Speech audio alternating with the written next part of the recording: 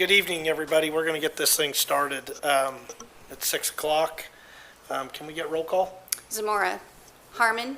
Here. Boutros. Here. Larson. Here. Whitbeck. All right. Can I get a motion to approve all the items on the consent calendar? So moved. Second. All in favor? Aye. Aye. Okay.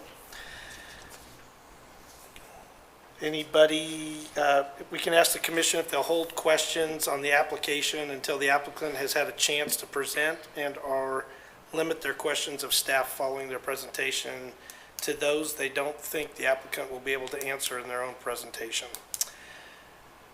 The opening statement, this is a quasi-judicial hearing, involves the consideration of a land use request such as annexation, rezone classification, or approval of a subdivision preliminary plat. The public hearing procedures as required by the Idaho Code are as follows. Oral and written testimony will be accepted from those who have signed in to speak prior to the hearing being declared open.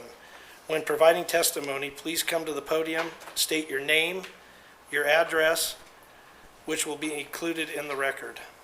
Staff will first present a report regarding the application or applications being considered. Public testimony, the applicant or the applicant's representative will present a summary of the request, no more than 10 minutes. Testimony of those in support will be taken, followed by those in neutral position, and finally those in opposition to the request. Note, all public testimony will be limited to 3 minutes or less. The applicant will be offered the opportunity to provide a rebuttal testimony. After the rebuttal testimony is given, the public testimony portion of the public hearing will be closed and no new oral or written testimonies will be followed.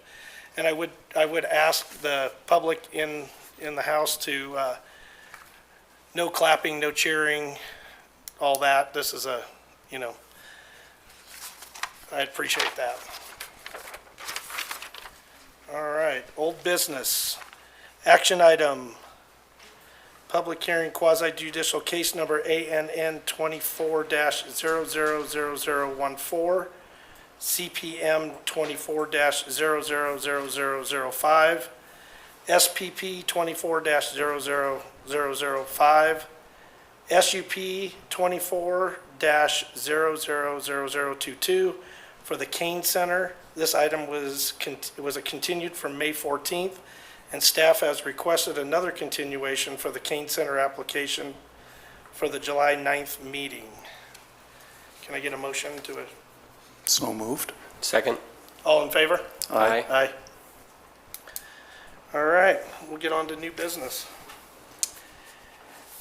Action item, case number SPP 25-6 and ZON 25-01. The applicant is requesting a zoning map amendment for the portion of parcel R3279-50000 from H-C to R-2, as well as a preliminary plat approval for Enclave subdivision. Can we get staff presentation? Yes, sir. Good evening. Thank you. Perfect. Let's see if it works. It works tonight. Yay. Just for the record, my name is Joe Dodson, Principal Planner here at the City of Caldwell, 205 South 6th Avenue. This is the June 11th P&Z Commission hearing, and the first project is Enclave subdivision. The site is generally located along Karcher, Highway 55, about midway between Lake and Midway. The site's only frontage right now is along Karcher. Technically, they do have some right-of-way adjacent directly to the west with a little step street, but generally their only frontage is to Karcher. Conditions around the site include a number of city as well as county parcels.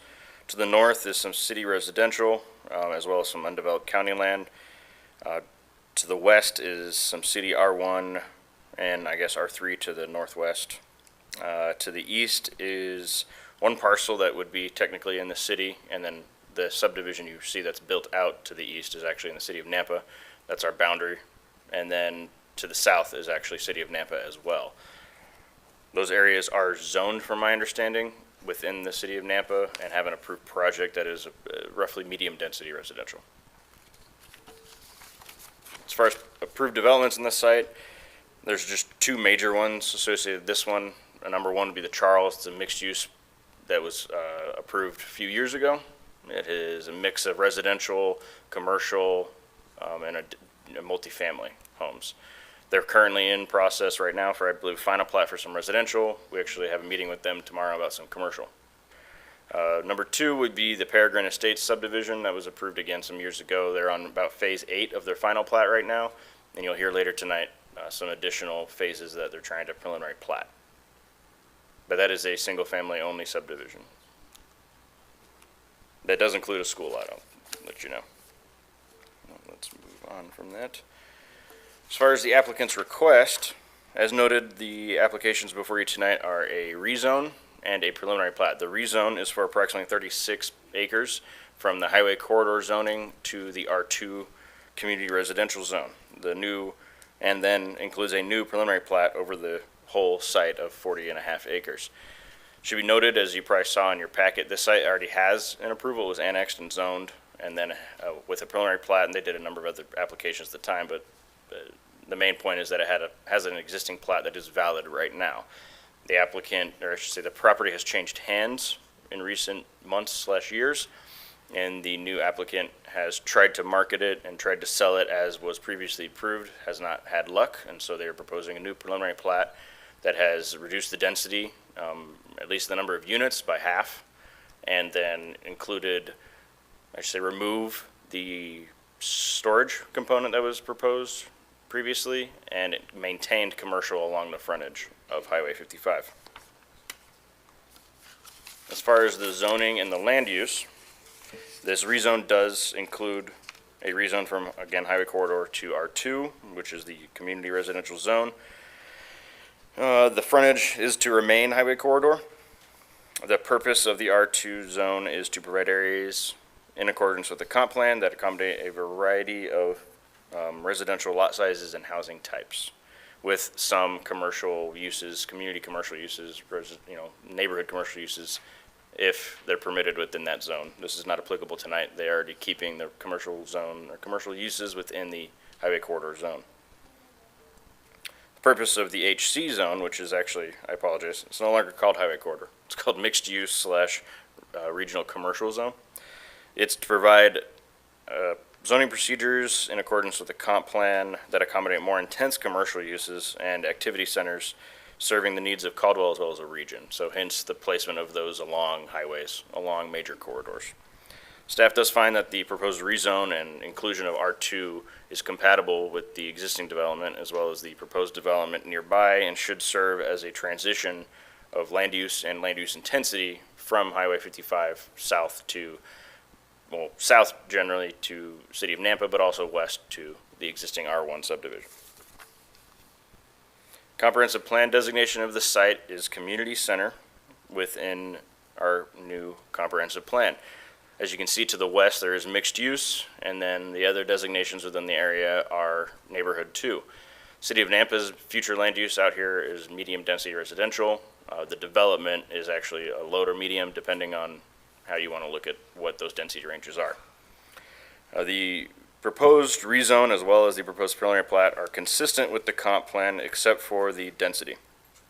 Community center has a minimum density of 8 units per acre. The proposed density of this is actually 6, which is less than the comprehensive plan. However, because of the existing approvals and a proposed rezone, they are required to and have to do a development agreement modification. You're not hearing that tonight because that goes before City Council only, and they will apply for that formally following this hearing. Therefore, there's no need for commission, theoretically, and through the process, cannot be a recommending body on that anyway, so it goes straight to council. This and the DA mod will go to council after this. Now, through that DA, they are going to be requesting that they not comply with the minimum density requirement of the comp plan for the noted reasons of just the overall plan and just wanting to transition to the existing subdivisions, as there's a lot of residential planned right here at this boundary of the city versus commercial. Through that analysis and what I just stated, staff has found that we're supportive of that. I don't want to fight them on 2 units per acre in a place that is already largely medium-density residential. But ultimately, it'll be council's decision to determine that through the development agreement if they want to do that. Otherwise, they'll be required to amend their proposal and come back through the process, I would assume, be remanded back to you to amend the plat. We'll see if we get there. But for the specific development, the proposed land uses are single-family residential, detached, and some non-residential. The specific non-residential uses are not proposed right now, so it's just commercial property along the frontage. But single-family detached is a permitted use by right, principally permitted use within the R2 zone. The plat includes 152 single-family lots, and as noted, a gross density of approximately 6 units per acre. The plat also depicts a transition of lot sizes from the internal and adjacent to the commercial to the perimeter. As you can kind of see on this picture, the internal lots are a little smaller. They're averaging 4,300. They're over 4,000 square foot, which is compliant with the R2 zone. The perimeter lots are about 5,500, give or take. There's some larger ones. There's like a couple smaller ones, but they are transitioning to a slightly larger lot size as they're moving away from Highway 55, which is frankly Planning 101. That's what we look for when we move into transition from internal to external sites. The applicant is also proposing 5.8 acres of qualifying open space, which is approximately 14.5%, which is more than the minimum 10% required. They are also proposing a number of amenities well above code. So strict baseline subdivisions that do not have a PUD, our code does not require amenities at all. They are proposing a regional pathway, a dog park, a fire pit area, a wildflower garden, a multi-use lawn area, a playground with a shade structure, and a monument sign location that is reserved for the city to have like a welcome to Caldwell sign. So again, there's a number of amenities that they're proposing and an open space well in excess of code. As far as dimensional standards, open space, landscaping, parking, all those things, staff finds that they're compliant with everything except the landscaping code. And that is because when this was submitted versus when we're hearing it, it was old code, new code. The landscaping was just reviewed under the old code, so they just need to update their landscaping plan, which I believe they're actively working on, to comply with the conditions of approval to just meet the new code. There's no issue with the buffer widths, so there's no need, they're not gonna have to modify the plat really, but it's just the plantings, so the amount of grass, the amount of shrubs, and the amount of trees, that type of thing. There are some couple conditions regarding the pathways. They've already amended those and working with me to make sure that those are compliant too. So staff has no concerns with those. They are gonna meet all of those conditions prior to city council. As far as access and public services, the proposed development, according to engineering and other staff reviews, all public utilities and access are or will be available. As far as the notices, we noticed the project in accordance with state law, both physically on the site as well as through the agency notifications. The City of Nampa, ITD, and Valley View responded. City of Nampa stated that they had no concerns, and because it is adjacent to us, they said they agree with, I should say, the proposed medium-density residential development, as that's what is adjacent in their city. ITD did not respond specifically because the proposed deviations of this project with half of the units and what was already approved is they didn't change the trip count very much, really nominally. If you saw within my staff report, single family actually generates more trips than multifamily according to all of the transportation guidelines. So it actually went up by 30 trips a day, which is very nominal in the case of these projects. And so ITD did not say anything in response to this application. And they also is already an agreement between the property owner and ITD outlining where access is going to be, timing of development, and things like that. So they did not respond to that. Valley View School District did respond, said that they're grateful for all the bond passing and schools being built, et cetera. Said through existing and proposed development, they do anticipate there could be a elementary school capacity issue in 2029. That's all that they said. They did also submit the donor agreement between the applicant and the school district. As I noted before, all of the site-specific conditions were actually regarding landscaping. There was no other items that they weren't complying with. And so they just have to meet that new code. Like I stated, staff has no concerns with them meeting that. It's just a matter of updating the plan, making sure it's clear in the record. So with that, if Commission recommends approval of the request, that it be subject to the conditions of approval in here, and the findings of fact, conclusions of law, and order of decision. And with that, I will hand it over to the applicant, and then I will stand for any questions for you guys. Perfect, thank you. Yep. Can we have the applicant present?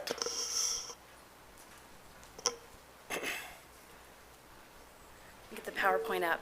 I've rehearsed. I'm a little bit over the 10 minutes, like 30 seconds. I'll try to rush though. Okay. Okay, just a heads up. So, Okay. are we ready? Okay.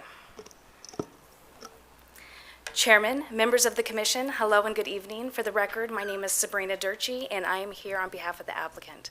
My business address is 5179 South Boven Avenue, Boise, Idaho, 83716, and I am super excited to be presenting to you our applications for Enclave subdivision. So first, let me welcome you to Enclave. Enclave is envisioned as a welcoming, thoughtfully planned community for future residents to call home. This site design incorporates creative elements such as generous open space, carefully curated amenities, and a variety of well-sized lots. Together, these features are designed to foster a high quality of life and a strong sense of community for future homeowners. Here's a picture of one of our great entrance points into the development. On the left, you can see our future commercial signage for Enclave, and to the right, the subdivision monument. Both have elements of metal and brick for a fresh, modern feel. With Enclave, as Joe has noted, we are requesting a rezone and a preliminary plat. The lot breakdowns are as follows: commercial, 5 lots, and single-family, 152.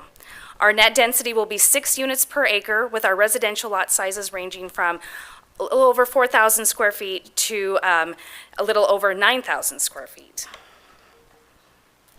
As noted in both our application and staff report, this site was previously approved for a mix of uses including 6 commercial lots, 192 apartment units, 19 single-family lots, and a combination of 2- and 6-plex units for a total of 301 residential units.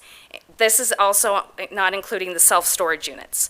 So despite diligent efforts, the property owner was unable to successfully market or sell the site under the previous entitlements. After thorough consideration, it became evident that the extensive mix of uses created complexity likely did not align with the current market demand or appropriate land use for this parcel. So as a result, we are proposing a more simplified and cohesive approach to our application. Specifically, we're requesting to maintain the existing H2 highway corridor zoning along Highway 55 and rezone the remainder of the site R2. As you are well aware, City of Caldwell recently adopted a new comp plan and updated zoning code. This new framework introduces more flexibility for this area, which is now designated as community center.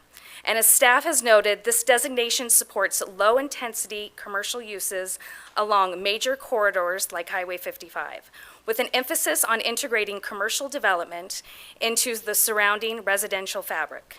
We believe our proposal aligns beautifully with this vision, and while our proposed residential density does fall slightly below the suggested density range, we feel it is well-suited given the context of the area.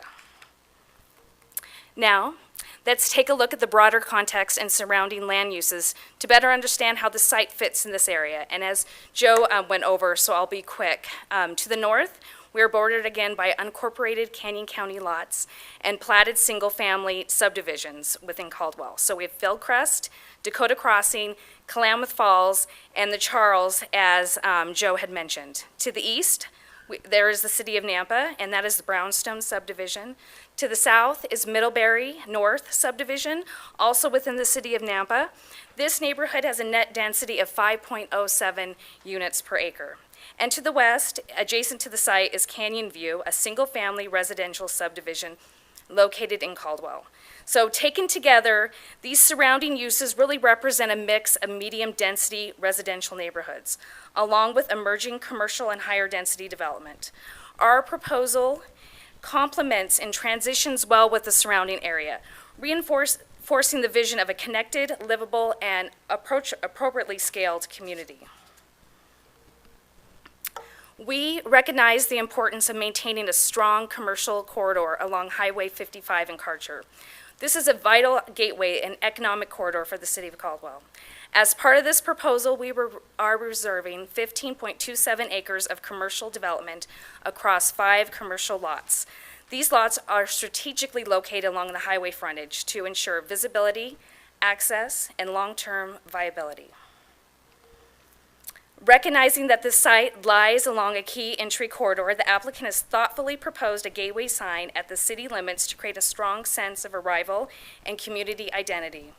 The concept design for the gateway feature has already been submitted to the mayor's office for review and feedback, and our goal is to create an attractive, welcoming feature that reflects the character of Caldwell and enhances the visual experience for those entering into this important entrance.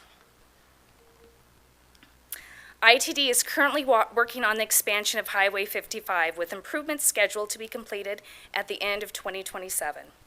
We have been coordinating with ITD throughout the process to ensure that our access points align with their long-term transportation plans. Our site will include 2 access points along Highway 55, which will be constructed in coordination with current roadway improvements. Number 1 is Celeste Avenue Extension. This will serve as a primary entrance. It will include a dedicated left turn lane from the highway into the site and a right turn exit for outbound traffic. This design supports safe and efficient traffic flow for future residents and visitors. Number 2 is our proposed secondary access, which will be located farther east along Highway 55 and will be limited to a right-in, right-out configuration. This design complies with ITD's access management standards and supports safe ingress-egress along this corridor. On-site utilities are near or adjacent to the site. Water service is already existing within Highway 55. Sewer, we will connect to the existing manhole located in Dakota Crossing, which is directly north to the site. And pressurized irrigation will be provided for the entire site and will be coordinated with Pioneer Irrigation. In coordination with Highway 55 expansion, we are also working to have water and sewer sleeves installed now during the roadway construction. This forward-thinking approach will help allow for a seamless connection during development while minimizing future construction impacts and traffic disruptions. This site will be constructed in 3 phases. Construction timing will be determined by market conditions. However, we're estimating that Phase 1 construction potentially could start in fall of 2026 or early spring of 2027. Now the fun stuff. So in every community I design, usable open space is a top priority, for it sets our foundations for our community's amenities, pathways, and interconnectivity that really makes our community special. In Enclave, we have thoughtfully designed 6.1 acres of open space, which represents 13.84% of usable open space. This space has been strategically placed to support recreation and gathering areas, walking and biking paths, and seamless interconnectivity throughout the neighborhood. Pathway connectivity and walkability is also a priority, as seen in our exhibit. Purple depicts our community sidewalks. Orange and green depicts our micro pathways that fan out through the site, and blue illustrates our major pathway that will run along the Wilson Drain. Enclave has been designed to include 4 pocket parks. This slide shows each park's location. Our first park will serve as a focal point for Enclave. This park has thoughtfully been designed to encourage connection, activity, and outdoor engagement among the residents. An active learning playground will feature a shade structure, picnic area, swing sets, and 2 distinct play areas, each tailored for different age groups. Bike parking and seating area for parents to relax and supervise. Park 2 is envisioned as a peaceful wildflower garden, offering residents a tranquil place to unwind and connect. So this park will include a dry riverbed feature, raised planters filled with vibrant wildflowers, and built-in seating integrated into the landscape, creating a quiet oasis for reading, reflection, or just simply enjoying the outdoors. Park 3 will have a more intimate setting. This will feature a community fire pit. This was designed as a cozy environment, inviting gathering space for neighbors to connect. It will be framed by natural boulder retaining walls, screened with evergreen trees, and purposely placed serve as a social hub for evening conversations and gatherings. And finally, our last amenity will be our dedicated dog park located at the southern end of the site, just south of Wilson Drain. This location was intentionally selected for several reasons. It offers ample space, 3/4 an acre. It is separated from the residential lots, and it really kind of activates an otherwise underutilized area, creating a beneficial, well-rounded amenity for pet owners in the community. A neighborhood meeting was held on March 10th of this year at Lakeview Elementary School, and I had 5 community members in attendance. The meeting was positive and productive. Attendees really appreciated the proposed change from the higher density multifamily to a more compatible single-family residential use. And to summarize, we strongly believe that Enclave will be a premier residential community within the city of Caldwell. Every aspect of the design, from the layout and lot diversity to the open space and connectivity, have been carefully curated to create a wonderful neighborhood. And that, I'd like to thank staff. I just went over just a little bit, and thank you for your time, your thoughtful consideration, and I'll stand for any questions that you may have. Thank you. Thank you. Any questions? No Okay. questions as of now. Thank you, Thank you, Sean. Okay. Sabrina.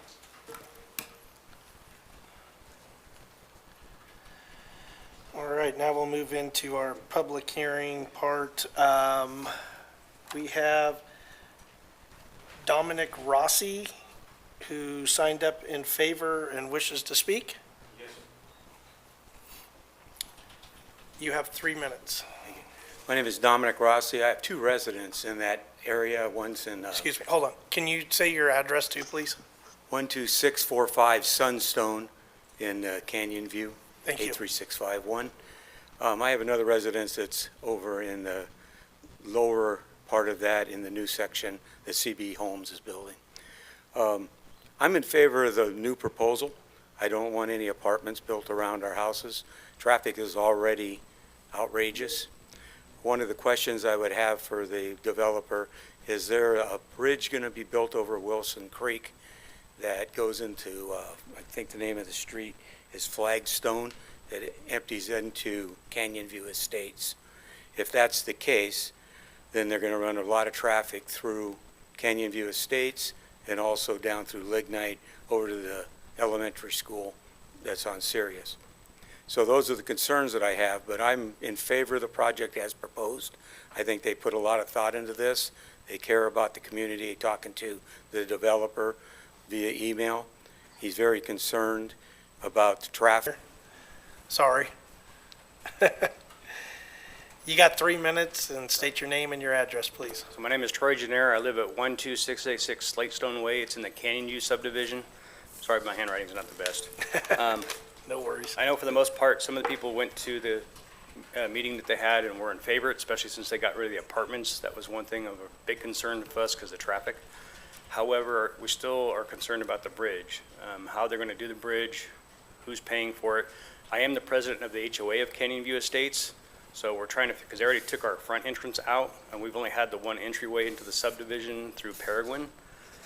My concern is, now I see the maps that they had up here with Celeste, that bridge, the entryway they're going to put into Celeste, I see it goes into like a cul-de-sac.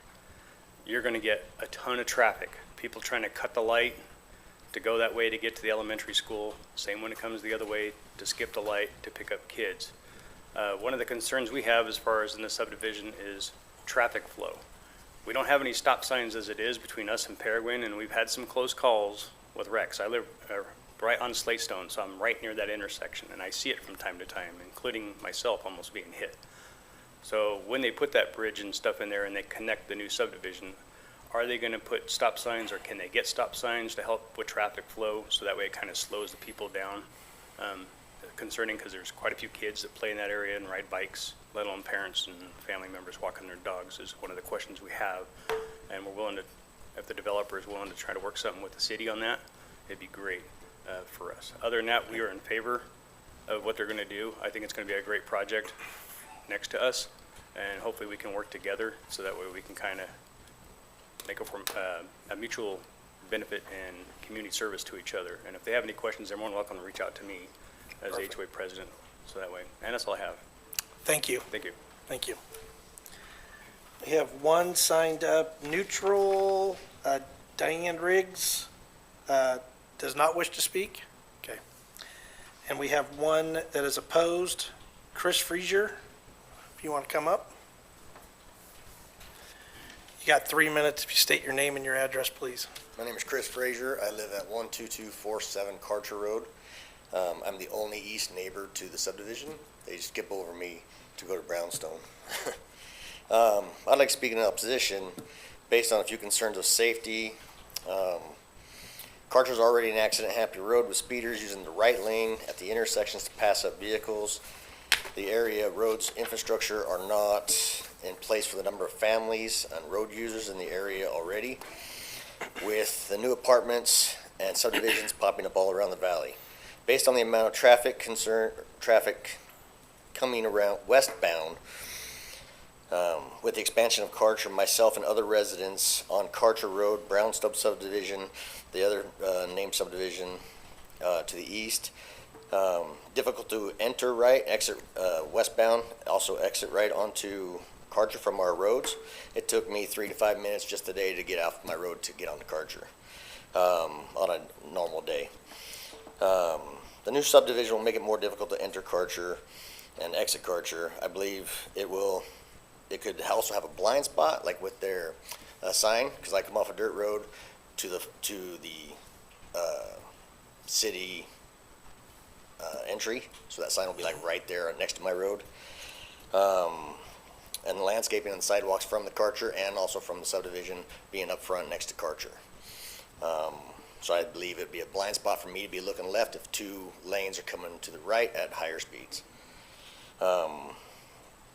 Another concern is I have a number of civilians.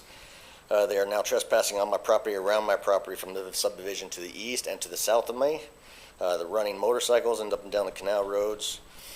People are using them for recreation, and they are also feeding my livestock and harassing my animals.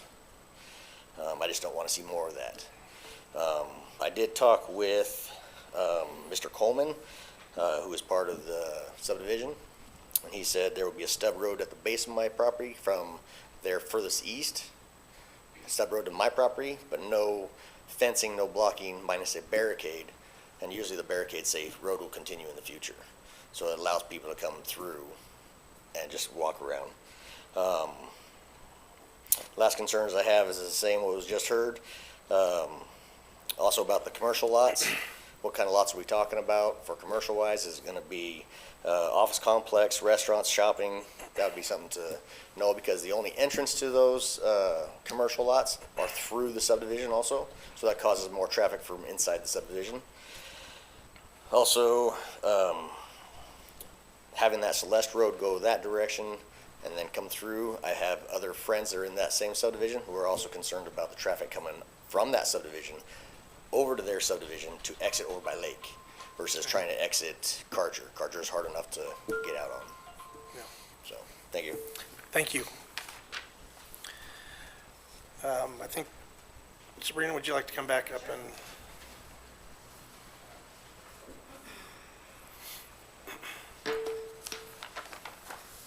Okay. Thanks again, Sabrina Durchie for the record. I also want to note that Kittleson, our traffic engineer, is on a Zoom call. If we have any technical questions about the TIS or anything, Becca's available to answer those to anyone. Real quick, let's talk through some of the neighbors' concerns. So, can we bring up, Joe, can we bring up the site plan just real quick? Eddie? That would be great. So, they're talking about one of the road connections, Flagstone, that's going to be connecting to the subdivision to the west. That stub road's been there since the subdivision has been built. And as you know, as a stub road, it's supposed to be continued. And so the developer will have to pay for the expense of the bridge and that connection point. That is also going to be part of our Phase 1 development, because that'll also be our secondary access for fire. So that connection point will be made. It will be made at the expense of the developer. As far as traffic flow, we understand that once the subdivisions interconnect, and thank you, I'll get to it. I can get it from here. some people are going to be running through the subdivisions, but that's the whole point of having being able to integrate the subdivisions together, so that traffic flow can not be on Highway 55, that can integrate to both. Okay, that's fine. Oh, I got it now. Great. As far as the standards, so right now, Highway 55 is being expanded currently, as we speak. That's why we were trying to coordinate the sleeve coordination with ITD. And this is going to improve the flow of and increase the lanes so that there's better traffic flow for this area. We're going to meet all of ITD's standards, and that kind of we can go back to this one, ITD standards as well as the City of Caldwell. And you can see that there's 2 connection points, 2 bridge crossings that the applicant's going to have to do. One to the west that will be connecting, that was the crossing that the neighbors have discussed. And the second crossing will be to the south, to connect to Middlebury, to that City of Nampa, Corey Barton's project. And that does align with his current proposed road. As far as Chris Frazier's concerned, we're going to be actually stubbing an additional road, 2 roads to the east. They will be fenced. There'll be a sign saying to be continued, as any stub road will be. But it will be fenced, and we'll hope, we don't want to encourage anyone trespassing onto other people's sites. So the perimeter of the subdivision will be fenced. And as far as the commercial, right now, it's already zoned commercial, and so it's already allowed for those, whatever is allowed in the H2 highway corridor. And we're not asking to change that. That's still going to stay the same zone. Those allowed uses within that zone are going to be applicable for those commercial lots. And real quickly, just to summarize, we feel strongly that, the site has a unique history, and we're confident that the updated design and layout kind of brings it back on course. We feel that we're providing thoughtful transitions and appropriate density for this enclave. It's truly an enclave site, an enclaved infill parcel.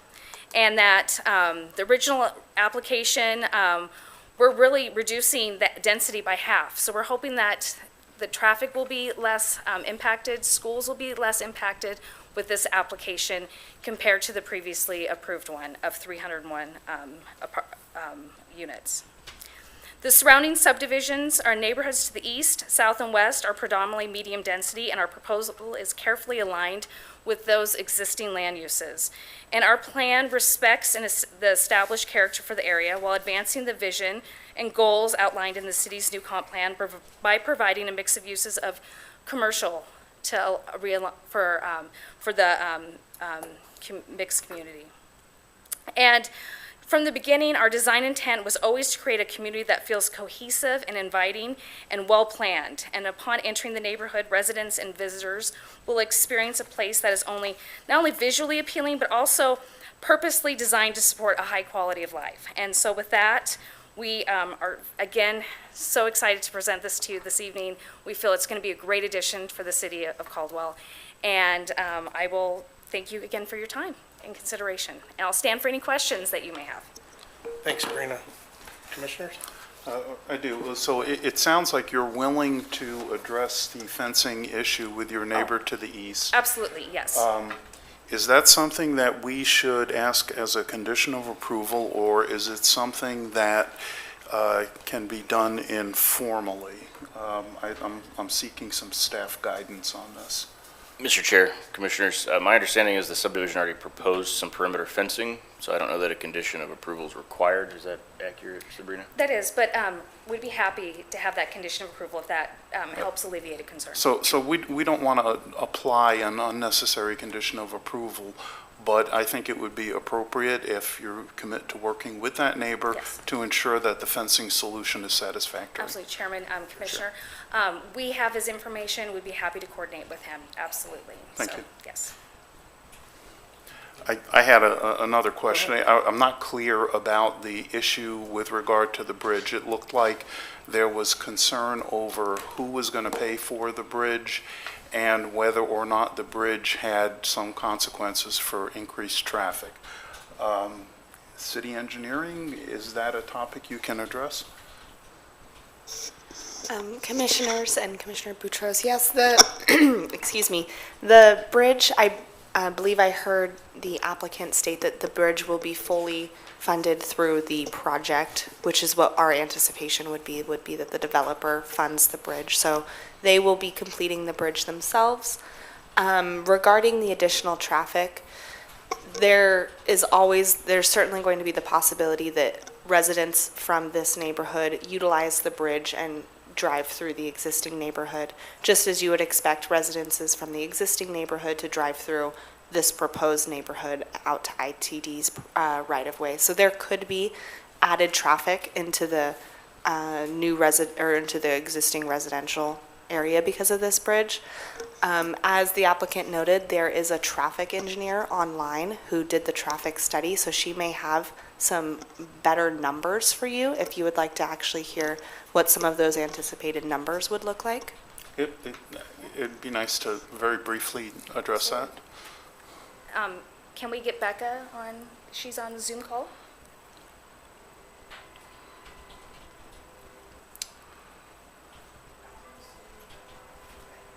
Oh, you don't? Oh, okay. Okay. I will look at the traffic report then, and I'll get those numbers really quick. Okay, if you want to press on. I got two questions. Sure. One, if you can just clarify, you guys probably will not even be starting this until 55 is pretty much done at that point, correct? Chairman, yes. So as far as timing, I don't anticipate us starting until 2027, just due to, construction plan review and everything. So, yeah, they're anticipating, my traffic engineers thought they would be done. They're doing it in stages, so they're doing right now the closest to Enclave. They're going to create another lane, so that the 2 lanes, and then they'll go across the street and do the remaining 2. But she told me the end of 2027. So I think we should be along that timeframe, Okay, correct? thanks. Yes. Second question. Yes. This may be a hair controversial, but I see that you guys have agreed to do a donation to Valley View School District. Yes. Could you allow, or would they tell you what that money will be used for in the schools? Or do you just give a Yes. quote-unquote donation? So, Chairman, I was not in conversations with Joey. We have in the past done contributions, volunteer contributions, that we have in the past been paying. I am not exactly sure where that money is designated. I know that Joey sincerely appreciates it, and I'm sure that would be more of a question that was between Mr. Coleman and Joey at the time. Yeah, So, no worries. Yes. Thank you. I'm good. Mr. Chairman, the standardized donor form does specify that the donation can only be used for capital-type improvements. And I did review the traffic study really quick. It doesn't look like the number of vehicles running through the neighborhood was specifically contemplated as part of this report. However, in just doing a quick review of the area, I would anticipate that the majority of residences would utilize the Karcher access points, since ITD did grant one full access into the site and one right in, and then right in and right out at the 2 other sites. So I would anticipate that the majority of the traffic that would be going through this subdivision would be going through the subdivision just for the school. I don't see a large amount of vehicles that I would anticipate going through the residential outside of just going to the school. Any more questions, commissioners? No? Okay. Thank you. Thank you all. Thank you.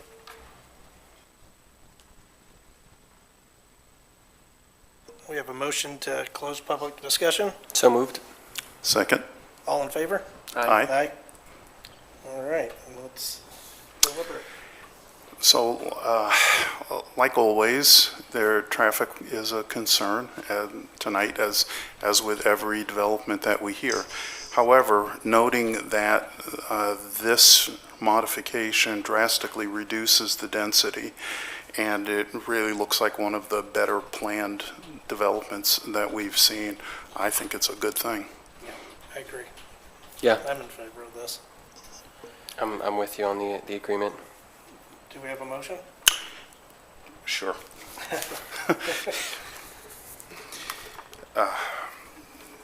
Based upon the testimony and evidence in record in this matter and upon the findings of fact and conclusions of law set forth herein, I do hereby determine and move that case number ZON 25-1 for the rezone of a portion of parcel R32795 with a zoning designation of R2 medium density residential, as well as a preliminary plat approval SPP 25-6 for the Enclave subdivision is recommended for approval, subject to the conditions of approval as presented or amended. Second. All in favor? Roll call? Sorry. Harmon.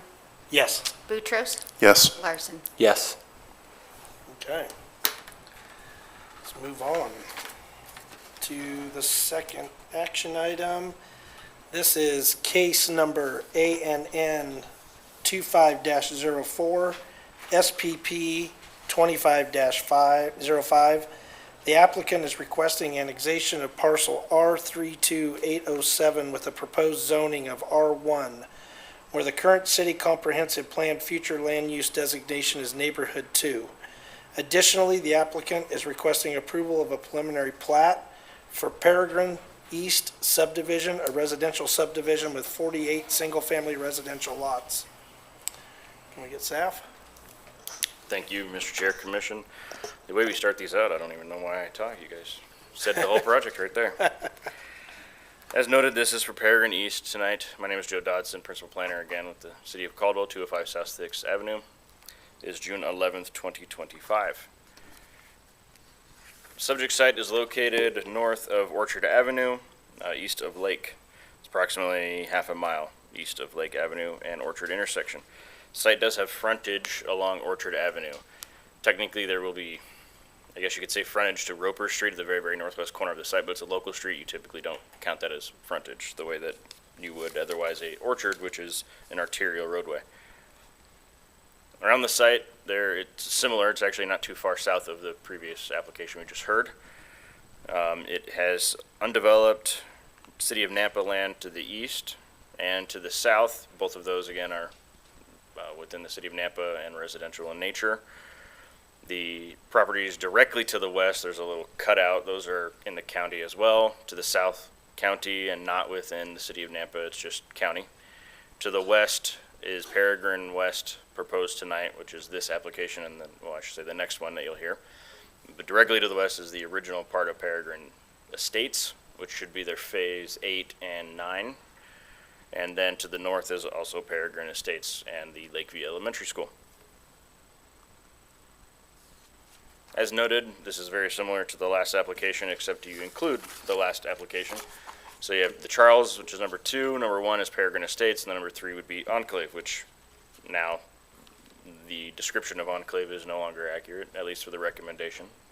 See if they get their final approval from council, but that would be changed to 152 single-family residential lots and 5 commercial lots.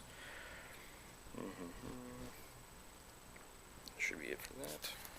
As far as the request before you tonight, both this application and the next you'll hear is for an annexation and a preliminary plat.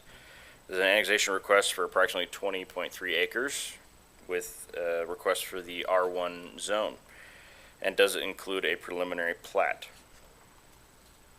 The proposed R1 zoning district, as noted, is anticipated to provide zoning procedures in accordance with the comp plan that accommodate single-family residential and/or townhomes or duplex type of residential, so lower density residential, mid to low, depending on how it goes.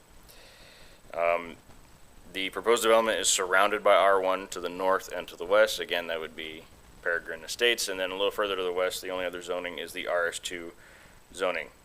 The property zoned to RS2, from my understanding, does not have any active application.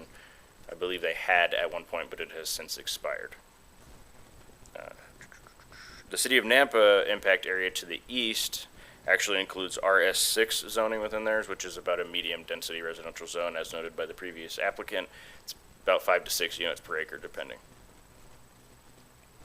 With the request for annexation and the zone of R1, staff does find that the R1 zone and the plat are compatible with the existing development in the area because it is a low-density project, and so are the adjacent subdivisions, and the proposed density of 2.36 units per acre should provide a good transition to undeveloped county land. As far as the comprehensive plan, this property is at the border of our area of impact. It is labeled as Neighborhood 2, which anticipates residential densities in the range of 2 to 8 units per acre. Again, this is about 2.36 units per acre, so they are at the very bottom end of the recommended densities within the Neighborhood 2 place type. As far as the project itself, it is proposed with wholly single-family detached residential uses within the R1, again, principally permitted use within that zone. They're proposing 48 single-family lots with 3.35 acres of qualifying open space. I'd like to note on the open space, I noted this within my staff report as well, their open space exhibit only notes 2. They, again, similar to the last applicant, confusion on old code, new code regarding the open space qualification. So they're allowed to count more of these areas as qualified open space because, frankly, the stormwater lots are being vegetated with grass and the slopes are calm and within 3-to-1 ratio to be specific, and therefore those areas could often be played in, so we thought that they should count for qualified open space. In addition, they're allowed to count 50% of the buffer to orchard, which they did not previously count. So between those two major changes, they do not have 2 acres of qualified open space. They have actually over 3 acres of qualified open space, which equates to approximately 16.5%, which is twice what they would have to be to meet code because of the lot sizes. They'd be required to do 8% open space, so they're proposing twice that. As far as all of the codes and ordinances, staff finds that they're compliant with everything except for the landscaping, as I mentioned. There are some specific conditions regarding that within my staff report. There were only 4. I'll get to that in a second.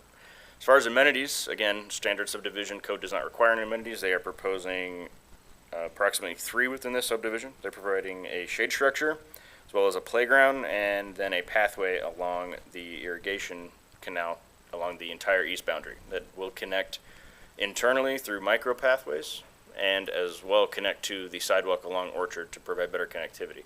To the north, it will eventually connect to Peregrine Estates pathway, and then we'll have a very nice pathway system almost from Orchard all the way up to Karcher if you follow the sidewalk all the way up there. Access to this site, as well as public utilities, have been reviewed and approved by all applicable departments, including engineering and fire, and they have stated that all site access and utilities can or will be available for this site. As far as public notifications, again, this project was notified both physically as well as through notifications in the mail and newspaper, according to state law. Highway District number 4 and the Valley View School District responded. Highway District 4 provided some conditions that they requested be a part of the application, and just generally were already provided for within the engineering staff reports. There's no heartburn there. The Valley View School District, again, doesn't state yes or no on any project, but noted that by 2029, they do anticipate that Lakeview Elementary in the area may be over capacity. We did receive 1 public comment in opposition prior to this hearing, and that was from Nicole Montalvo. And they opposed it due to just traffic and overdevelopment overall in the city, and specifically anything that goes out to Karcher. The noted site-specific conditions, these are the only 4, and again, they're related to, well, the first one's just a general condition I always add to make sure that people know in the future if somebody reads the conditions for once, they know that they have to comply with the conditions in here. And then the rest of them are regarding the landscaping and just modifications that they'll have to do to make sure that they're compliant. My understanding is the applicant has already reviewed that and are well underway to make those revisions. So if the commission recommends approval of this, I ask that it be recommended approval contingent upon the findings of fact, conclusions of law, or decision contained herein. And I'll stand for any questions after the applicant has done their presentation. Thank you, guys. Thank you. You have 10 minutes. State your name and address, please. Thank you, members of the commission. My name is Bonnie Layton with NV5. My address is 690 South Industry Way, Suite 10, Meridian, Idaho 83642. And thank you again for your time this evening and for staff's assistance in this application. As always, they've been great to work with. What we're bringing forward tonight is a request for an annexation and a preliminary plat of Peregrine West and, pardon me, East. Thank you. I looked at the screen, I was like, wait a minute, I've got, so anyways, so we're here tonight to request your recommendation of approval to the City Council for this annexation. The project site is 20.38 acres. We're requesting a zoning designation of R1 with 48 single-family residential unit home sites.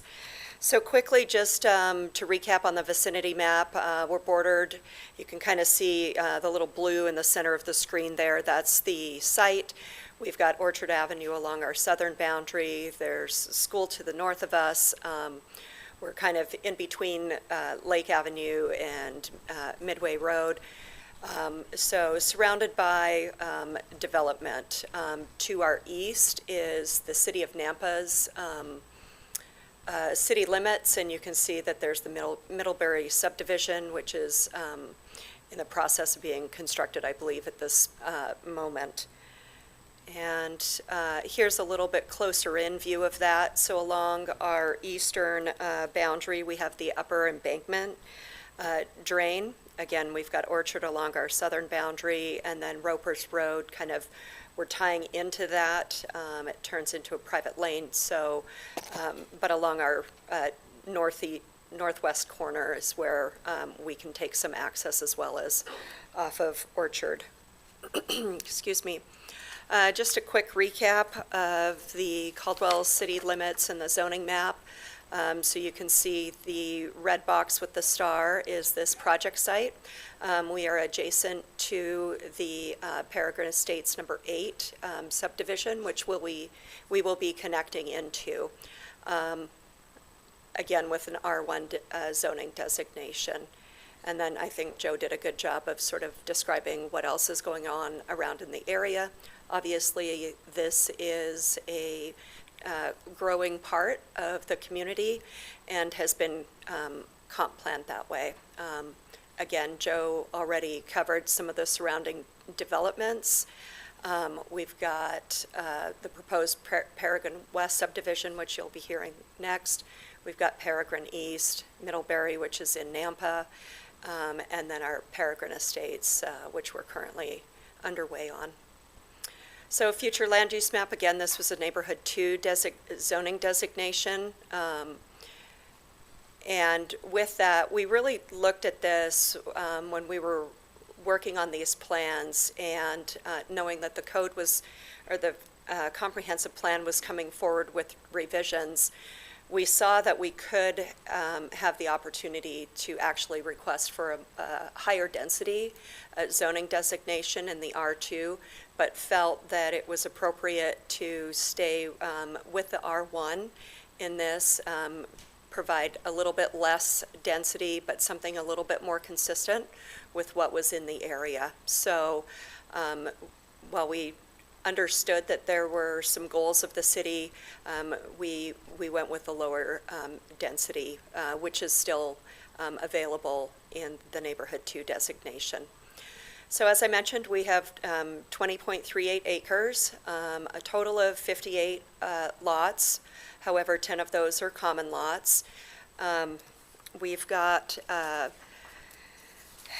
again, as Joe mentioned, with the calculations of the open space and where the code landed, we ended up with actually double what the open space is for the requirement per code. What we did really try to do is take a look at the adjacent properties, and so you'll see in the off of Orchard on the left-hand side of the street as you're heading north, We did those lots bigger. They're extremely deep. They're 185 to 193 feet deep. They're almost a half acre in size, and that, again, was to respect some compatibility. We understand that there are some parcels that are sort of bigger county parcels, so feeling like we'll transition the density, I think, more appropriately with those larger lots next to those existing county lots. And then, as you'll see, again, we've got the pathway along the drain. It's almost 1,300 feet of pathway that we'll be constructing. That's part of more of a regional plan for the area, and really worked with staff again on what those expectations would be per the planning maps there. As Joe mentioned, we'll have a playground and a shade structure for the residents of this community, ample areas of open space to be able to recreate in. And again, these are larger lots, so it's very likely that most of the residents, they'll have amenities of their own in their backyards, but we are providing the required open space and amenities per code. As Joe mentioned, these are going to be single-family residential lots, not duplexes at all, single-family homes. And so we submitted some examples of what the developer is planning to do for this project. A lot of articulation in the elevations, both single-story and two-story homes, all in compliance with the bulk zoning standards and setbacks for the R1 zone. And with that, I would like to thank you for your time, and I can stand for any questions you may have. Thank you. Commissioners? Ready. Yep. Could you describe that part of Peregrine Estates which is in between Peregrine East and Peregrine West? So the application package identified it as Peregrine Estates, but the only information I had was it was 449 homes. So the diagram you showed a couple of slides ago, that it extends substantially to the north, explains that it's not horribly high density. But can you talk about what it looks like in between these two? Yes, Commissioner Boutros. So what we do have in Peregrine Estates number 8, and I don't know if staff has a map that they could bring up, it really ties in, this project would tie into that street network, and the lot sizes are compatible. You're right, it includes not only number 8, but then there's numbers 6 and 7 above that's being platted. So I wasn't previously part of those applications, but you'll see a development pattern very consistent with what we're working on in this application. Okay, and it's fair that you're not necessarily familiar with that. Joe, can you talk a little bit about the density in Peregrine Estates number 8? Commissioner Boutros, Commission, it's going to be similar to this, if not maybe a little higher density, just because their lots are not quite as large as these. But at the time it was annexed and zoned, it would have been low density, so they would have been around the 3 units per acre, if not right at 3. Very good, thank you. I'm going to go nerd on you here. Okay. On page 376 of the application packet, there's a letter from the applicant to city staff, and it contains a project design description that matches Peregrine Estates, not Peregrine East or Peregrine West. So I would please revisit that letter that was submitted and write it to describe the project under consideration. And the content of that letter, even though it's incorrect, is not reflected in the overall application package. So there's really not a material problem here, but the letter should be fixed before it goes to City Council. Okay, another question is on page 403 of the application packet, there are handwritten notes associated with the neighborhood meeting. Can you talk about those topics on those handwritten notes and what is or is not being done with regard to those? Commissioner Boutros, so I held a neighborhood meeting back in January of this year. The neighbors were curious about the phasing of the project, and then there were some comments because there was some development that was happening to the north in some of the earlier Peregrine Estates project, and there was some timing with a construction window, I believe, and some weather, and so originally in the previous one, not this application, one of the neighbors had said, you know, we were told that these streets were going to be paved in October, and that hasn't been done that yet. So that was a note for me to follow up with the developer to say, hey, you know, the neighbors were concerned about this issue, what happened here? And so I was passing that along. So, of course, without the pavement on the streets in that previous development, there was mud on the streets, and there was some concern at that time about delivery vehicles being able to get in. I believe that's been remedied. Those were just my notes, not specific to this application, but more so what was happening in a previous phase of the subdivision. Drainage ditch improvements, that's a typical question that I get, you know, am I still going to get water delivered? Is that going to be interrupted? Of course, the irrigation districts, they make sure that we comply and that our designs comply so that we don't interrupt delivery of the water service to any adjacent parcels in the area. So some of the neighbors, they, you know, we noted what the fencing would be along kind of the southern boundary, as I mentioned, that's sort of next to those, there's like 2 or 3 parcels there that are county. They were asking about doing some sort of 15-foot wide landscape buffer. We felt that it was more appropriate because of the depth of those lots over there, and also because of the city's plan with more of a regional pathway along the ditch on the eastern side, that we not do that extra 15 feet.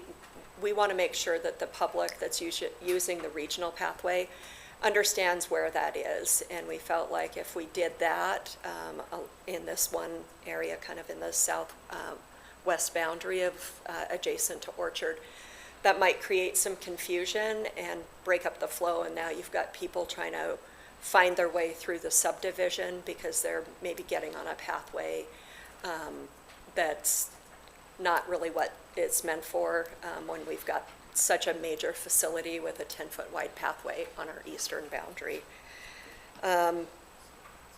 Comments, the lots need to be 1 acre to match the property values in the homes around. I mean, that's a typical comment that we get.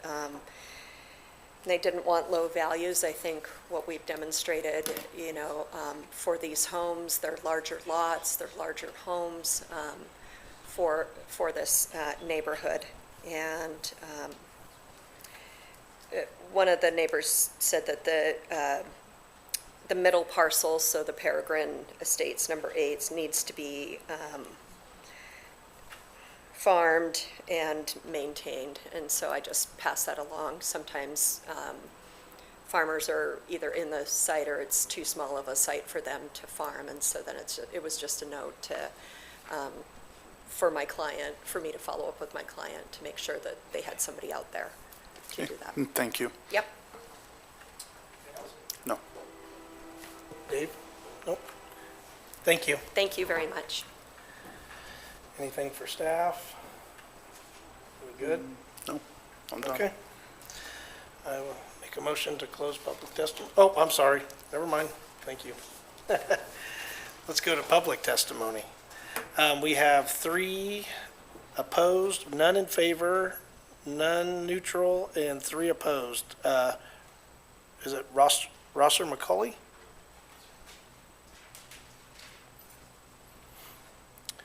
You'll have 3 minutes. State your name and your address, please. My name is Robert McCulley. I reside at 12643 Lignite Drive. Mr. Chairman, issues that we had have been adequately addressed, and I'd like to remove our opposition. Thank you.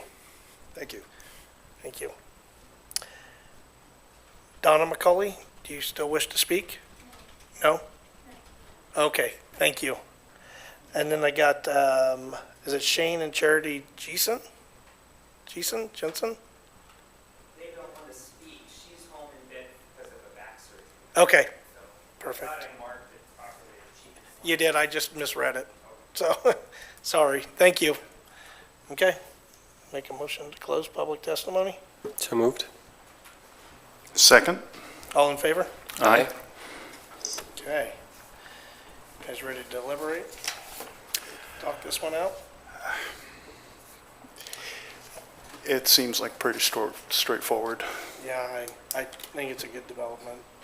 Yeah, the only piece that I am uncertain on, I'm leaning towards yes as well, is that I'm not sure where city council is, because I know that one of the last ones they had, I don't know what their estimate is for how big of lots they want for near county land, near the lake area. And so I'm assuming halves are big enough, but that was the only question that I don't think we have an answer for from city council's direction on how they want density size near larger county properties where there's farming type area. I mean, I think there's good open space too, so I mean, they've doubled that size and kept that good. I'd be. Yeah, I think overall the project's pretty solid. I'd be good for yes on this one. So, I have a motion? I'll be happy to do it again. Based upon the testimony and evidence in record in this matter and upon the findings of fact and conclusions of law set forth herein, I do hereby determine and move that case number ANN 25-04, the request for annexation of parcel R32807 with a zoning designation of R1 as well as a preliminary plat approval SPP 25-05 for the Peregrine East subdivision is recommended for approval, subject to the conditions of approval as presented or amended. Second. Roll call? Boutros. Yes. Larson. Yes. Harmon. Yes. All right, let's move on to the next action item, which is case number ANN 25-05, SPP 25-04. The applicant is requesting annexation of parcel R32805 with a proposed zoning of R1, where the current city comprehensive plan future land use designation is neighborhood 2. Additionally, the applicant is requesting approval for a preliminary plat for Peregrine West subdivision, a residential subdivision with 45 single-family residential lots. Staff? Thank you, Commissioners.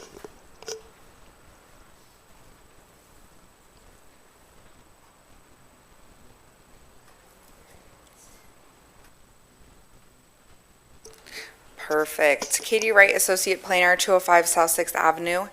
You get to hear it all again. This is Peregrine West, ANN 2505 and SPP 2504. The project location is 16.57 acre site located generally north of Orchard Avenue and east of Lake Avenue. The site has frontage along Orchard Avenue and will have frontage along Roper Street. The project's currently surrounded by county land with some county residential. To the north and east is the approved Peregrine Estates single-family development, and east of that is the proposed, or what you just heard, Peregrine East single-family development. There are 3 developments within a 1-mile radius of the subject site that are either actively under construction or have been approved for entitlements. The applications before you tonight are for an annexation of 16.57 acres of land into the Caldwell city limits and a preliminary plat for a subdivision as outlined in red. Tonight's request consists of the applicant's proposal for annexation with an R1 zoning designation. The purpose of the R1 neighborhood residential zone is to provide areas by zoning procedures in accordance with the comp plan that accommodate single-family residential, including accessory dwelling units, townhomes, and duplexes. The proposed development is surrounded by R1 to the north and east, Canyon County Ag to the west, and City of Nampa area of impact to the south. Staff finds the R1 zone is compatible for this location due to the low density of the area. The existing and proposed development is consistent with the intent of the comprehensive plan Neighborhood 1 place type, and the proposed densities are in compliance with the comprehensive plan. The proposed land use is single-family, which is permitted use within the R1 zone. They're proposing 45 single-family detached lots with 2.36 acres of qualified open space. The proposed development project has been analyzed for compliance with city codes and policies, and staff finds the proposed development is in compliance with all parking, landscaping, lot dimensions, and all other zoning and subdivision ordinances. The proposed development will have adequate site access, and all utilities are available or will be available as outlined in the engineering staff report. Public agencies were notified and asked to provide comments. The only agencies that had concerns were Boise Project Board of Control, wanted to confirm waterways will not be obstructed to neighboring properties, and Valleyville School District submitted a letter stating more elementary schools are being constructed, but Lakeview is projected to be over capacity in 2029. We received one public comment in opposition from Nicole Montalvo due to traffic and overdevelopment in the city. Staff recommends the following site-specific conditions. Prior to city council, the applicant shall provide an updated landscape plan with additional code requirements. And at time of final inspection, wayfinding signage, benches, and trash receptacles shall be installed. And at the time of final plat and final inspection, no more than 40% of the required trees may be the same species. Staff recommends that if the commission recommends approval of the request, that such request is subject to the conditions as specified in the findings of facts, conclusions of law, and order of decision. And I stand for any questions. Thank you. We'll hold questions off till after the applicant.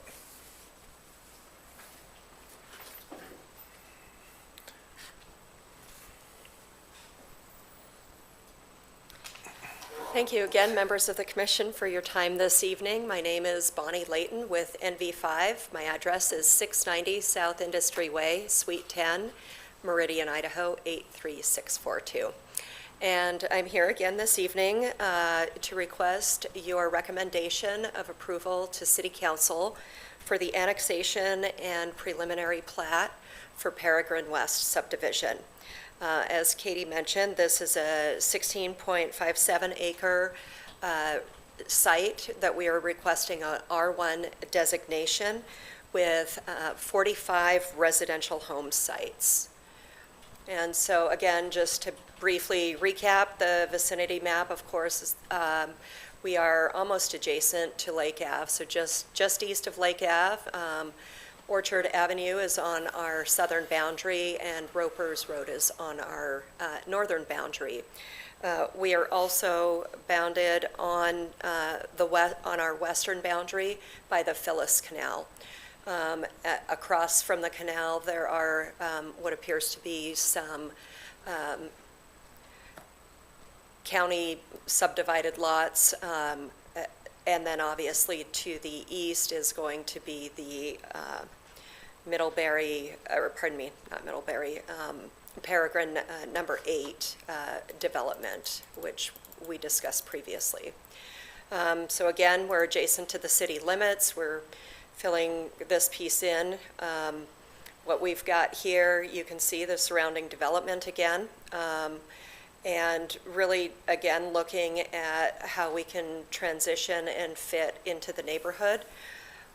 Again, we had a future land use map designation of Neighborhood 2 for this parcel, which did give us the opportunity to request a higher zoning density of the R2, but again, we decided to stick to the R1 to be more compatible with that area, with the area.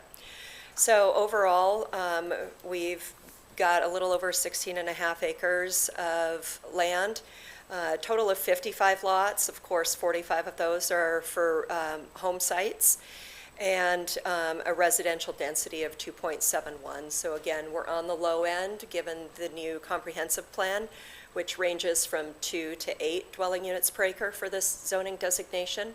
So we're still really on the lower end of that.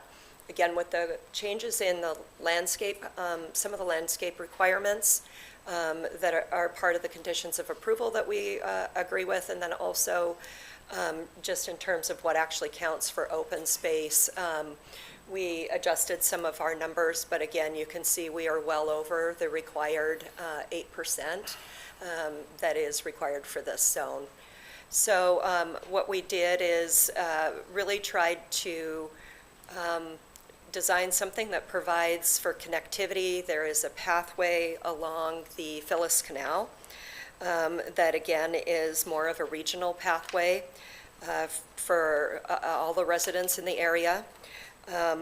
We have wider lots, again, on our southeast corner, which is the top right corner of the screen there, really trying to make sure that we're providing a buffer with what's going on to the adjacent parcels. Excuse me, we've provided ample open space in this particular development. We are providing workout stations and a picnic shade structure kind of in the center, and then workout stations kind of in our northwest corner. So again, trying to provide some variety for the residents. These are quite large lots. They'll probably have a lot of their own amenities, but still complying with the code in terms of making sure that we provide amenities for the entire community.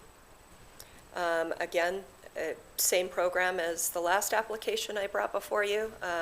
Single-family, standard lots. These are examples that we had submitted for our application. Again, 1- and 2-story homes, a lot of articulation in the elevations.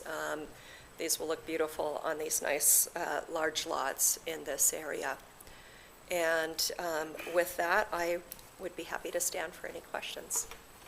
Any questions? I just have a comment that everything that was said about Peregrine East applies here, nothing else. I agree. Dave? Thank you. Thank you very much. We'll move into public comment. None in favor, none neutral. We have one opposed who wishes to speak, Scott Glube. You got 3 minutes. State your name and address, please. Scott Glube, 12814 Orchard Avenue. So I'm directly east of this development. And I guess I should have signed up to speak for the Peregrine East too, but I didn't think I would need to. Anyway, I have something here from the previous developer that I would like to give to you. So it was something that the city asked the developer, because there would be developments on both sides of me, and if they would talk to us about putting at least a sidewalk and gutter in front of our property on Orchard, since that's what's exactly going to be on either side of us. So to make it a little bit more congruent, and so I'm thinking, if we are, if we're sitting there and we got this, nice sidewalks and everything on either side of us, and we still just have our gravel driveway, then it would be much more appealing for the whole surrounding area if there is at least a sidewalk and curb and gutter, because that's what's going to be on either side of us. So I also have a situation, or I have questions about the irrigation water. So I've not been able to get in touch with anybody that can answer this, from the developer, the construction people, and her comment and her communication is horrible in this manner. Several property owners around us have tried to contact her and the developer to figure out what's going on with the irrigation, because we need to know what's going to happen with the ditches around us, because part of the ditches is on my property, and where they're developing in 8 right now, they just dug up the ditch and plugged it off, and I had water running through my property twice. We got it resolved, finally. So, but it took a whole lot of effort, way more effort than it should have. So, anyway, and because of the irrigation ditch that is on the east side of me, it acts as a dam. And when there's a lot of snow or rain, I have some pictures.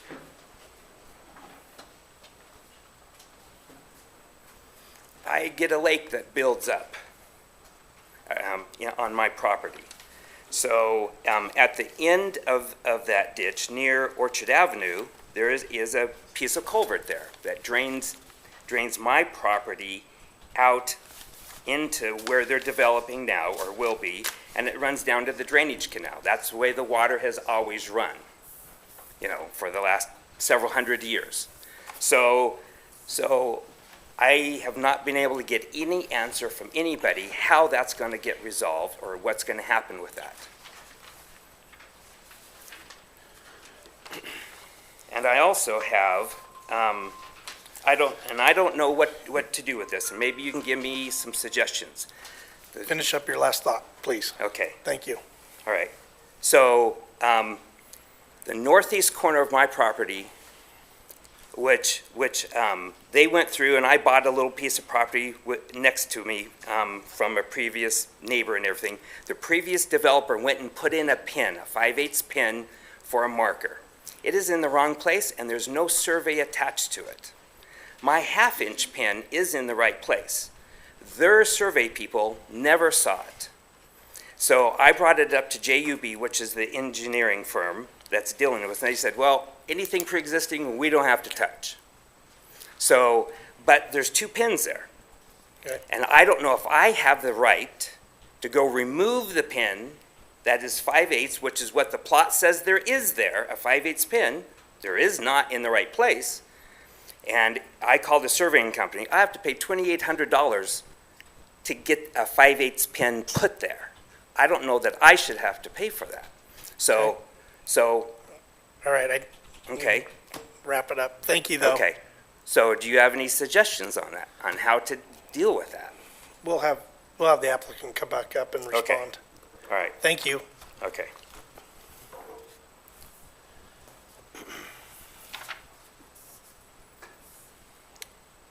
Want to come up and respond? Thank you again for your time this evening. Bonnie Layton for the record in response. So we do have some comments that are contained in the staff report, specifically in the engineering staff report, that address some of the frontage issues. I do want to note that we are in agreement with the staff's comments and the conditions of approval contained in the staff report. One of those includes a comment on page 3 of 7 of from the engineering department, I believe, where it states, let me just double check here. Yes, so this was from Steve Pendleton, dated May 19th. If the city is able to obtain sufficient right-of-way along the frontage of this out parcel located in the southwest corner of the development, the applicant shall complete road widening improvements. So there's already, staff is looking at some of those frontage improvements and making those connections. It goes on to state, if the city is not able to acquire the right-of-way, lesser improvements may still be required that fall within prescriptive right-of-way in those out parcels. So I think as we move forward with this and get into construction document phase, should this project be approved this evening, we understand that that's an expectation, and we would be working with staff to figure out those frontage improvements. It's a very common thing that I've seen here within the city on other projects that have been brought forward, if there's a way to make some of those connections. So that one was addressed. The irrigation, again, as I mentioned in my previous testimony, our plans are not only reviewed by city staff, but then also the irrigation district. And so I understand that there were some problems out there in the past. Of course, any development that we do would improve. I hear this a lot from neighbors. You know, I've had problems with water or flooding. Sometimes things aren't constructed right, or over time, or they degrade. Obviously, we'll be required to make sure that water is still delivered appropriately to the neighbor, and our plans will be signed off. So that would be also developed under in the construction document phase. As for the document that the gentleman handed to you, I didn't see it, so I can't speak to it. So I would hate to guess what that was or where it came from. He mentioned a previous developer, but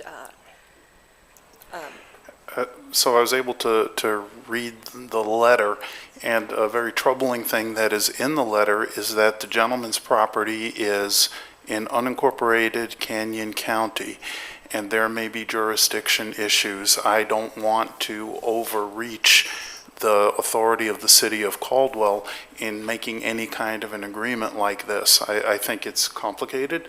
I did give the letter to staff. I saw furrowed brows, which means there's some research that's gonna have to be done by staff to dig into this and to see what is the responsibility of the city in this regard.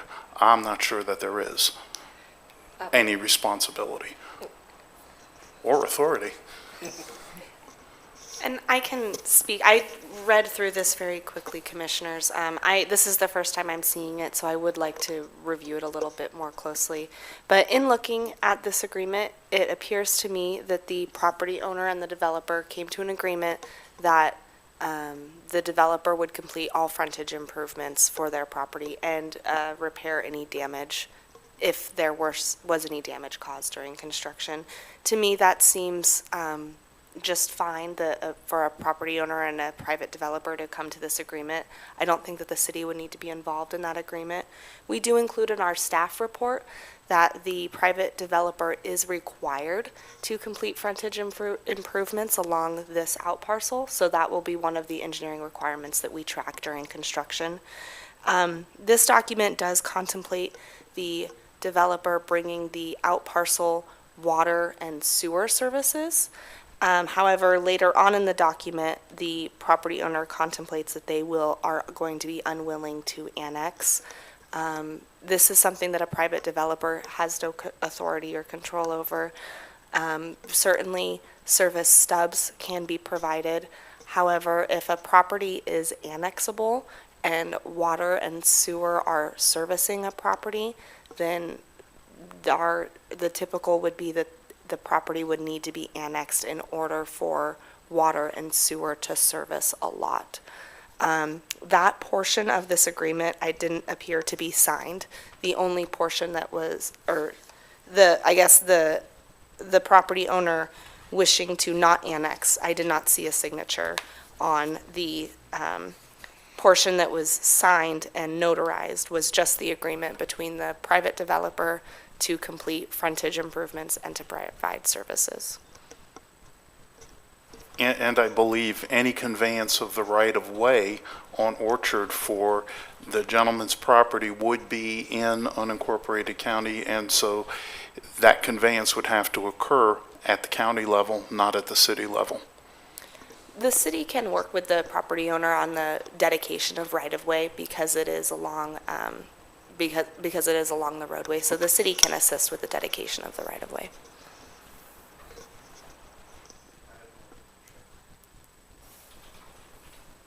Nope. Thank you. Thank you very much. Well, make a motion to close public testimony. So moved. Second? All in favor? Aye. Aye. All right. I'm in agreement with the same one. Same. Same? Yep. Okay. Somebody want to make a motion? Sure. We're going to let you do it, Ramsey. Based upon the testimony and evidence in record in this matter, and upon the findings of fact and conclusions of law set forth herein, I do hereby determine and move that case number ANN 25-05, the request for annexation of parcel R3280 with a zoning designation of R1, as well as a preliminary plat approval, SPP 25-04 for the Peregrine West subdivision, is recommended for approval, subject to the conditions of approval as presented or amended. Second. Roll call? Boutros. Yes. Larson. Yes. Harmon. Yes. All right. That moves us to our last action item. Public hearing quasi judicial, case number ANN 25-000006. The applicant, Caldwell Housing Authority, is requesting annexation of parcels R34658 00000, R34658 01100, and R34658 01400. with a proposed zoning of R2 where the current city comprehensive plan future land use designation is Neighborhood 2. Additionally, the applicant is requesting approval of a development agreement with the approvals for specific uses to accommodate their master plan for Farmway Village, an affordable housing residential community. The 78.92 acre development is located on the southeast corner of Highway 44 and Farmway Road in Caldwell, Idaho. Staff? Thank you, Commissioners. Katie Wright, Associate Planner, 205 South 6th Avenue. Before you is Farmway Village Annexation, ANN 2506.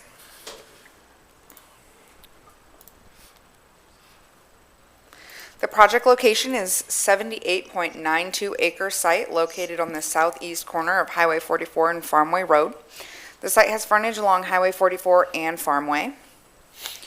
The project site is currently surrounded by a majority of undeveloped land with some industrial to the south and residential about a half a mile to the east. There are no approved developments within a 1 mile radius of the subject site, yet the parcels to the south were recently annexed into the city with M1 zone. The applications before you are for an annexation of 80.16 acres of land into the Caldwell city limits shown in red.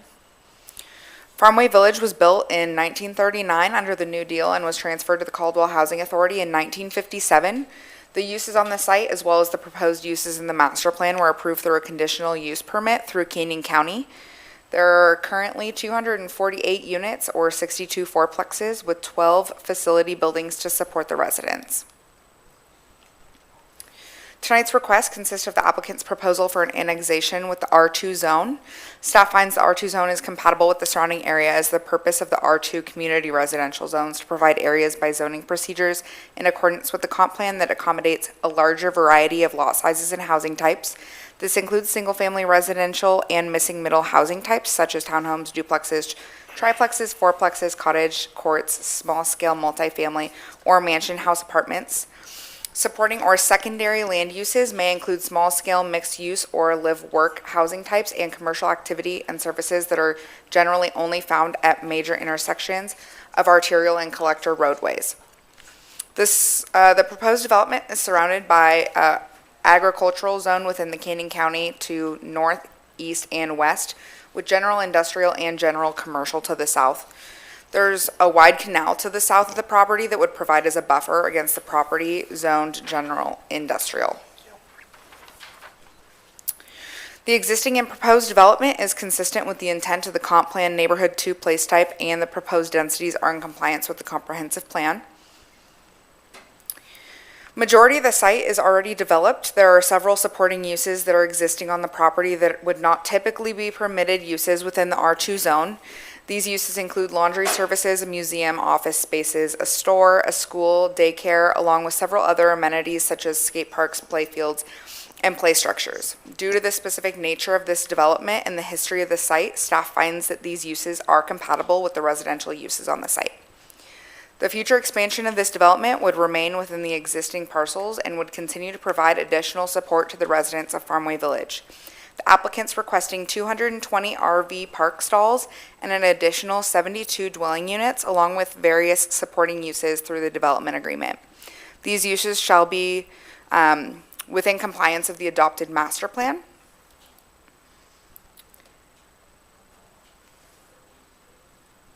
The proposed development will have adequate site access and all utilities are available or will be available as outlined in the engineering staff report. There is an MSA for this site that was signed in 2024 for the property to connect to city water, where it states that once this property becomes contiguous to city limits, CHA shall support annexation. Public agencies were notified and asked to provide comments. The only agencies that had comments were Caldwell School District, which was in support of this annexation. Department of Environmental Quality reached out to the applicant, just mentioning that some certain recommendations to stay in compliance with future development. And then Idaho Transportation Department wants to be aware of what will end up being developed at this location to provide future comments. And then staff received no other public comments.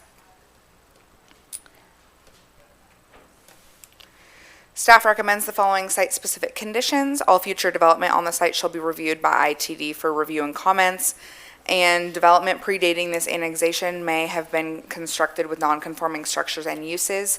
This annexation results in all of these uses being considered permitted non-conforming uses moving forward. All new development shall comply with the associated development agreement and all applicable regulations of Caldwell City Code unless specifically permitted to deviate from code standards through said development agreement. And staff recommends that if the commission recommends approval for the request, that such request is subject to the conditions as specified in the findings of facts, conclusions of law, and the order of decision. Thank you. Thank you. Can we have the applicant, please?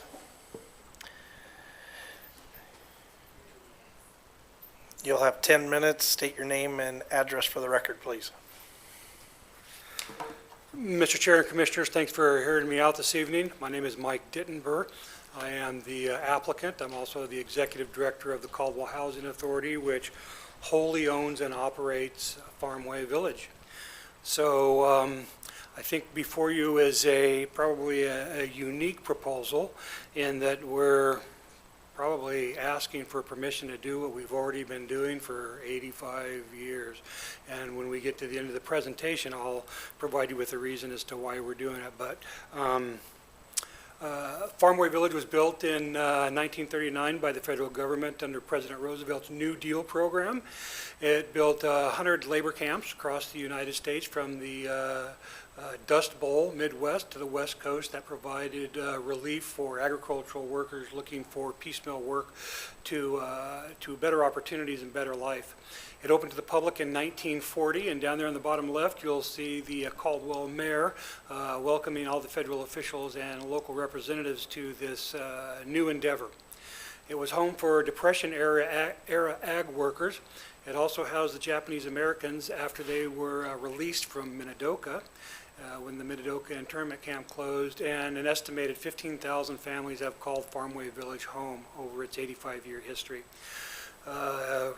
In the 85 years, we've provided workforce housing, agricultural housing, service worker housing, and we continue to do so in the future. The Caldwell Housing Authority was established in 1946. And it assumed management of Farmway Village in 1952, and it finally purchased it from the federal government in 1957. The very first renovations of Farmway Village happened in 1970. The second renovations happened in 1992. And we were connected to the city's sewer system in 2015 and the city's water system in 2024. So this is just a little fun photo here. I threw it in there because this is a 1955 aerial photo. Farmway Village predates I-84. So we were there long before 84 was. The gun club that you know off of Gun Club, gravel lane out there, whichever lane it is, was actually on the other side of the road at one time. And before there was the little oval racetrack in Meridian, the racetrack actually existed out there off of Highway 2026. So we've been there a long time. The Local Land Use Planning Act of 1975 authorized Idaho cities to engage in land use planning to include the approval of planned unit developments. Farmway Village was a planned unit development in 1939, 36 years before the Land Use Act was passed. Farmway Village has now, and has always had in its 85-year history, apartments, offices, laundry facilities, convenience stores, child care facilities, community center, storage facilities, repair shops, parks, recreation areas, open areas, barbecue, concession stands, sports field, public water systems, and among a bunch of other amenities. So we've always been a planned unit development, and we've always just existed out there. And if you look at the way the federal government built these planned unit developments, they were always just out there, outside of cities. Well, now we're getting close enough to the city, we need to be considering our future. So what do we have? Approximately 80 acres. Somewhere in here it says 79 point something, and you read 81 point something. So we have approximately 80 acres. We have 62 fourplexes, or 248 units of housing. We have 11 or 12 different commercial facilities, depending upon whether or not you want to include the 200 square foot building we put all of our de-icer in as a commercial facility. We have 37 acres of undeveloped area. So about 45% of our total land use is still open area. It's grass, it's green. You'll see from the photos there that there is nothing overgrown, there's nothing in weeds with the exception of a small area. Let me see if I can point to it here, a small area right here that you can see up in this corner up here. And this is the wastewater treatment facility that the Housing Authority closed down in 2014. And because of the land, the way the land was made up in, to facilitate a wastewater facility, you can't get structurally sound soil enough to do anything else with. So that's why we proposed the RV parking. The Housing Authority's master plan calls for the development of 72 more units of multifamily housing and 220 units of recreational vehicle parking slips on the southern part of the property. The request to designate the property as a neighborhood 2 allows the Housing Authority to keep and expand its necessary housing inventory, services, and amenities. One of the other things that's important to remember is housing authorities operate under Idaho Code Section 5019, which states that a housing authority will provide housing and we will provide community necessary housing to support those activities within our housing developments. So not only are we doing things because it's the right thing to do, we're doing those things at Farmway Village because we're required under Idaho Code to do those things. Annexation is voluntary, but the master plan anticipates the additional units being built, so we think it's probably important to annex now rather than waiting. Here with me are our architects, Pat Caldwell and Alex Nutman. They have completely engineered all of our wastewater connections, our drinking water connections, and are still doing our drinking water connections. So if there's any questions that you have about whether or not what we are doing conforms with city standards, I can assure you it probably does conform to city standards. Here's our master plan. You can see on the south side of it the 220 RV slips. Again, that was once previously wastewater treatment facility sites, which can be used for nothing of a structure, of a built structure. Within that master plan, you can see the little red units. Everything that is in red and peach is an anticipated new unit. Everything in gray is something that already exists. Also noted in the master plan, up between the two stars, that little L-shaped red building is the future fire department for the city of Caldwell. We completed our sewer line in 2015. The top map, I'm sorry it's not in color, and the water line loop by the city of Caldwell was completed in 2024. We are connected to both city sewer and city water, and I would like to think that the Housing Authority was special enough that the city contemplated bringing that water line up there just for us, but they didn't. They brought it up there because that is the entire new urban renewal north area, and there's a considerable amount of development that is planned in that area. I have been to 15, 20 neighborhood meetings, met with different contractors, different people who are interested in developing that. So I know there is a lot of movement and there's a lot of interest in developing in that area. As Katie said, in 2014, the Housing Authority signed a municipal services agreement. We've yet to find that when we connected to the city's sewer system, and we signed a municipal services agreement again in 2024 when we connected to their water system. Those agreements require the Housing Authority to request annexation once it becomes contiguous with city limits. The property to our immediate south became contiguous with the city and became part of the city, if I'm not mistaken, 2 weeks ago. It says specifically in the municipal service agreement, at such time the CHA shall become contiguous with the city limits, the Housing Authority shall support annexation of the property in its whole into the city limits to become part of the same, and hereby agrees not to raise any objections to said annexation, subject to the contingencies set forth in the section above. The Housing Authority intends to bind its heirs and assignees to the same support and non-objections. And I put that little X there on that piece of property there because I think everything you see in that picture, with the exception of that property with an X on it, agreed to be included in the new urban renewal area. So I think that's it. I don't have anything more to add. I don't know how much time I have left. You're probably tired of hearing from me anyway. But if you have any questions, I'd be happy to answer them for you. Commissioners? Nope. Thank you. That's it? Yeah, I think you're good. All right. Wow. Hey, thanks for the history lesson, All too. Thank you. Yep. We have 2 signed up in favor but do not wish to speak, a Dominic Moreno and an Alex Netman. And for there, we entertain the motion to close public testimony. So moved? Second. All in favor? Aye. Aye. All right. Anything? It's very straightforward. When the sewer and water were connected and a condition was established that they would voluntarily seek annexation as soon as they were contiguous, and we were told 2 months ago when we approved that M1 annexation, the application package at that time spelled out that it provided a path for annexation for Caldwell Housing Authority. So all we're doing now is dotting the I and crossing the T. Yeah, I agree. Yep. Okay, I agree. Yeah, I'm willing to make a motion. Oh, you're gonna Oh. relieve Yeah, Ramsey? I'm relieving Ramsey.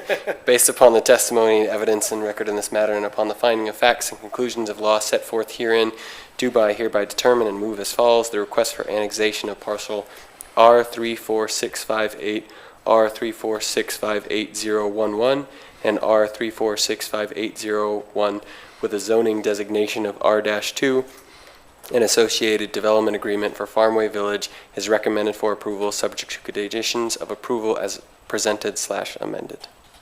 Second. Roll call? Larson, Yes. Boutros, Yes. Harmon. Yes. All right, well, that's it. So is there a motion to adjourn? So moved. Second. All in favor? Aye. Aye. Aye.